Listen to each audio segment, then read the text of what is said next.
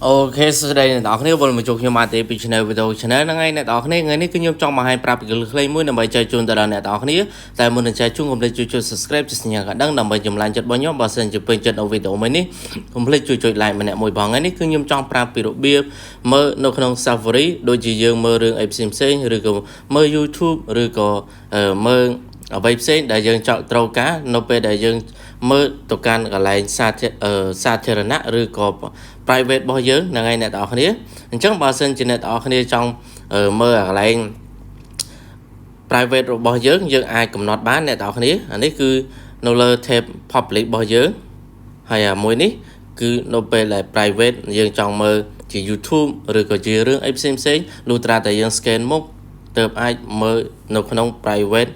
tab នៅក្នុង Safari បានហ្នឹងហើយអ្នកនរគ្នាអញ្ចឹងយើងចូលទៅកាន់ការកំណត់ទាំងអស់គ្នាអញ្ចឹងថាតើគេកំណត់បែបណាយើងគ្រាន់តែចូលមកកាន់ setting មកអ្នកនរគ្នាអូខេយើងចូលមកកាន់ setting ហើយយើងយកពាក្យថា app នេះម្ដងនេះតែម្ដងហើយយើងរកពាក្យថា Safari ឬក៏ app Safari ហ្នឹងតែម្ដងហ្នឹងហើយអ្នកនរគ្នាអញ្ចឹងបើសិនជាអ្នកនរគ្នាចូលបែបនេះហើយយើងគ្រាន់តែចុចលើហ្នឹងមកហើយបន្តមកទៀតអូមកខាងក្រោមយើងយកពាក្យថា require Face ID to unlock private browsing ហ្នឹងហើយអ្នកនរគ្នាអញ្ចឹងបានន័យថាយើងត្រូវការ scan មុខនៅពេលដែលយើងចូលទៅកាន់ private browsing ឬក៏ private នៅពេលដែលយើងមើល YouTube យើងមើលអីផ្សេងអ្នកនរគ្នាលុះត្រាតែយើង scan មុខរបស់យើងតែម្ដងទើបអាចចូលមើលទៅកាន់ Safari private របស់យើងតែម្ដងហ្នឹងហើយអ្នកនរគ្នាអញ្ចឹងយើងសាកចូលទៅកាន់អានេះគឺជាកន្លែង public របស់យើងអានេះគឺជា private នេះឃើញអត់អ្នកនរគ្នាយើងត្រូវការ scan មុខទើបអាច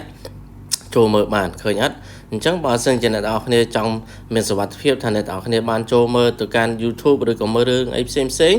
លុះត្រាតែមាន scan មុខរបស់យើងទើបអាចចូលទៅកាន់ private tab នេះបានហ្នឹងហើយអ្នកនរគ្នាអញ្ចឹងការចែករំលែកខ្លីអត់មានច្រើនទេអ្នកនរគ្នាសង្ឃឹមថាអ្នកនរគ្នាយល់ជួបគ្នានៅវីដេអូក្រោយអូខេបាយបាយ